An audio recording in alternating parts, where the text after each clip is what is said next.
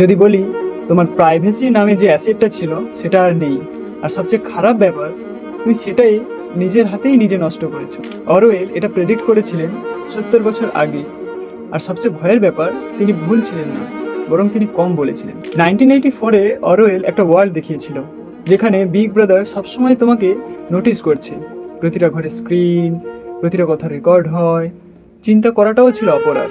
মানুষ তখন এটাকে এক্সট্রিম ফিকশন ভেবে নিয়েছিল। এমনটা কখনো বাস্তবে হয় না। কিন্তু আজকের দিকে তাকাও, তোমার হাতে একটা স্ক্রিন আছে যেটা জানে তুমি কি পছন্দ করো, কি ভয় পাও, রাত 12টায় কি সার্চ করো, এমনকি ঘরে বসে তুমি কি কথা বলছো তাও সে অনেক সময় বুঝে ফেলে।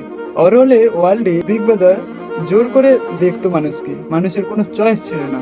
কিন্তু আজকের ওয়ার্ল্ডে তুমি নিজেই ভলান্টারিলি সব দিয়ে দাও, এক ক্লিকে।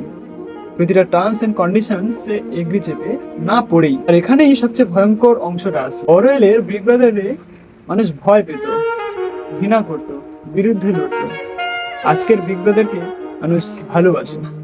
প্রতিদিন স্ক্রল করে, প্রতিদিন নিজের ডেটা, নিজের সময়, নিজের অ্যাটেনশন তার হাতেই তুলে দেয়। বিনিময়ে শুধু একটু এন্টারটেইনমেন্ট বা কনভিনিয়েন্স পাওয়ার আসে।